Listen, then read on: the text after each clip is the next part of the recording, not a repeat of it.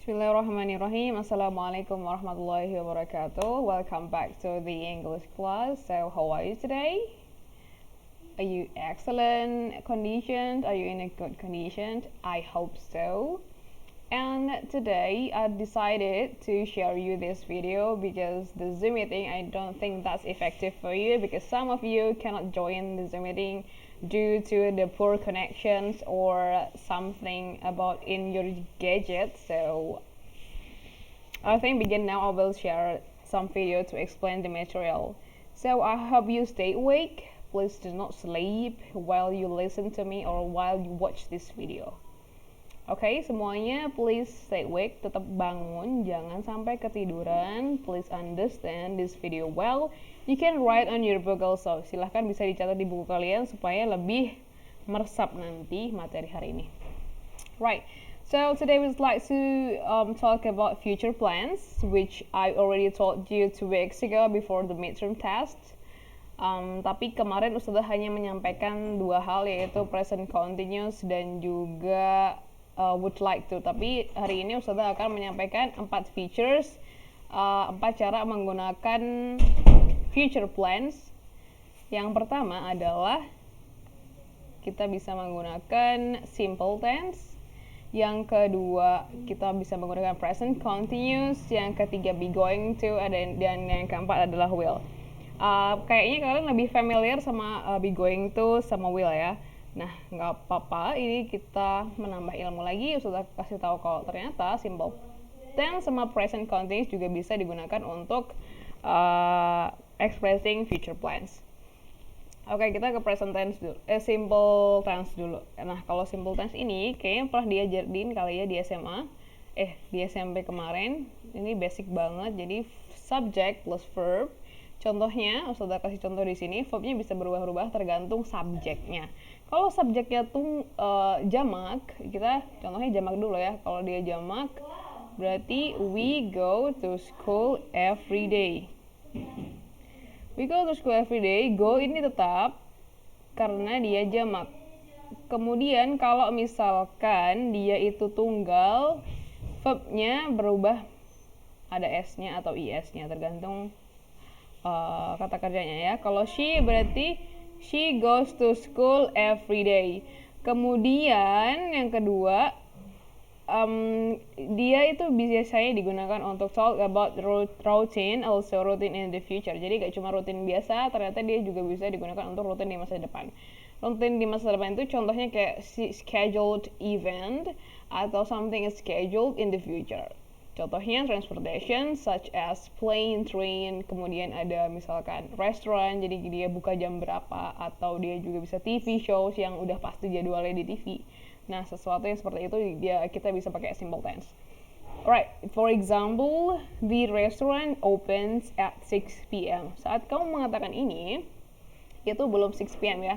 Jadi ini future. Karena kamu ngomongnya sekarang, namanya future, dan simple tense bisa digunakan untuk ini. Kemudian misalkan ada TV shows, ini Ustazah contohkan Upin Ipin Cartoon. Upin Ipin Cartoon starts at 8 a.m. Itu kan belum terjadi. Nah, itu juga bisa pakai simple tense. Intinya dia harus pakai scheduled in the future. Jadi yang pakai scheduled in the future itu pakai simple tense. Oke, yang kedua kita membahas tentang present continuous. Present continuous, as we know, it's need subject to be verb ing ya, atau kita bisa biasanya bilang verb ing. Contohnya, setelah langsung ke contoh dulu. I am jogging with Hagrid this week. Nah, perbedaannya apa sih sama yang simple tadi? Nah, kalau yang present continuous ini itu talking about future that happen in couple of days, atau sesuatu yang terjadi very very soon. Jadi sesuatu yang akan segera terjadi, kamu bisa pakai present continuous. I am jogging with Hagrid this weekend. Itu kan couple of days ya, cuma di dalam dihitungan beberapa hari. Jadi kamu bisa pakai present continuous. Kemudian you can say I am studying tonight.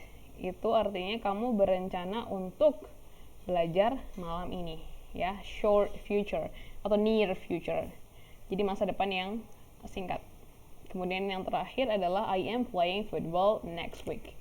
Jadi sebuah rencana in a short days, dalam waktu yang dekat akan kamu lakukan, kamu bisa pakai present continuous. Okay? Di sini subjeknya I, am itu sebagai to be, and jogging itu verb ing atau verb ing. Okay? Ini pernah sudah sampaikan kemarin. Oke, yang ketiga, nah, be going to. Bedanya apa sih sama be going to? Kalau be going to, dia itu sesuatu yang kita pikirkan. We think that something is going to happen and we have the evidence. Jadi sesuatu yang akan terjadi dan kita punya buktinya gitu ya.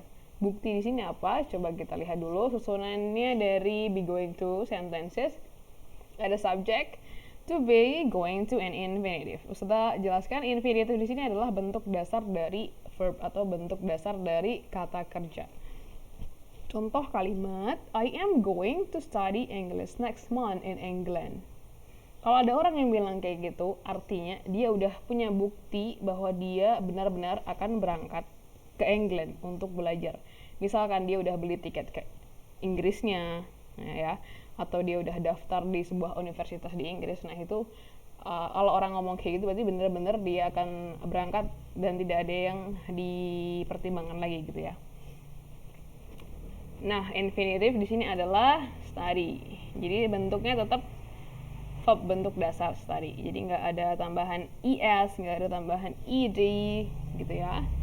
Kemudian yang contoh kedua ada it's going to rain all the week. Kalau ada orang yang ngomong kayak gini berarti dia udah punya research. Misalkan aja kalau di Indonesia itu namanya BMKG ya, kayak forecaster. Jadi yang pembawa ramalan cuaca kayak gitu, berarti dia kan sudah tahu bentuk awan seperti apa, maka dia ngomong it's going to rain all the week karena ada evidence itu, karena ada bukti-bukti bahwa awannya itu udah mendung banget atau gimana. Kemudian dia ngomong it's going to rain. Ya. Jadi ada evidence atau ada buktinya. Itu adalah penggunaan be going to. Kemudian yang terakhir adalah will. Right. Kalau will dia itu untuk far future. Jadi untuk masa depan yang jauh di depan. Okay? Contohnya in 50 years everyone will speak Arabic. Jadi in 50 years, jadi 50 tahun ke depan. Jadi untuk yang jauh-jauh gitu kita pakai will. Untuk patternnya atau untuk polanya, will sendiri subject, will plus infinitive. Jadi setelah will harus infinitive. Infinitive di sini adalah yang tadi sudah sampaikan, verb bentuk dasar. Jadi dia tidak ditambahin es atau ed, right? Kemudian dia untuk promise, sebuah janji. Nih di sini contohnya ada di sini, I will pay the tax. Aku akan membayar pajak. Itu bisa diartikan dia berjanji bahwa dia akan membayar pajak. Kemudian when we are not sure about something. Ini contoh yang kedua ya, aliens will invade Earth. Karena dia nggak yakin, itu cuma prediksi doang dan nggak tahu itu bakal terjadi apa nggak di masa depan, makanya dia pakai will. Tapi jangan sampai kalian bilang aliens are going to invade the earth. Kalau kalian pakai going to, berarti tandanya udah ada bukti-bukti kalau aliens itu bakal datang ke bumi untuk apa ya, colonize the earth, invade the earth gitu ya. Jangan sampai going to. Jadi kita pakai will untuk ini karena kita nggak tahu itu bakal terjadi apa enggak. Yang terakhir ini I will study hard, itu sama kayak promise bahwa dia akan belajar lebih giat lagi. Okay, I think that's all the 4 features that we use to expressing the future plan. Now I will conclude the today materials. The first one, kita tadi pakai apa? Simple tense. Yang pertama, untuk scheduled event, jadi sesuatu yang dijadwalkan, contohnya kayak TV shows. TV show kan pasti ada jadwalnya, nah itu. Kemudian ada planes, transportation, kayak planes, trains gitu, pakai simple tense bisa. Kemudian yang kedua itu pakai apa tadi, present continuous. Present continuous di sini ini untuk near future atau plan future actions. Jadi kalau plan future action itu ada 2, sesuatu yang direncanakan, ada 2 ada dua cara untuk menyatakan itu. Yang pertama present continuous, yang kedua ada be going to. Perbedaan di antara mereka adalah yang satu itu dia nggak harus pakai evidence, nggak harus pakai bukti. Kemudian yang going itu harus ada evidence-nya atau ada buktinya. Kemudian yang keempat ada will. Jadi kalau will itu untuk spontaneous decisions, far future and promises, ya. Keputusan yang spontan atau rapid, bener-bener cepat banget. Oh, I will go to bla bla bla, itu sesuatu keputusan yang cepat dia pilih. Kemudian atau far future, masa depan yang jauh banget, kayak misalkan I will be a doctor maybe in 2045, seperti itu, kita nggak tahu. Jadi kalau masa depan yang jauh kita pakai will, atau kita juga bisa pakai will untuk promises atau sebuah janji gitu ya. Jadi that's the four features. Pertama ada simple tense, kedua ada present continuous, yang ketiga ada be going to, and yang keempat ada will gitu. Insya Allah untuk pertemuan kali ini kita membahas itu dulu. Pekan depan kita review lagi apakah ini sudah cukup mengendap atau belum. Kalau ada pertanyaan, if you have any questions, please let me know. You can comment below, or we can discuss it in the Telegram group. So don't forget to write down on your book so you will not forget about the materials today. Thank you for your all attentions. Thank you. Wassalamualaikum warahmatullahi wabarakatuh.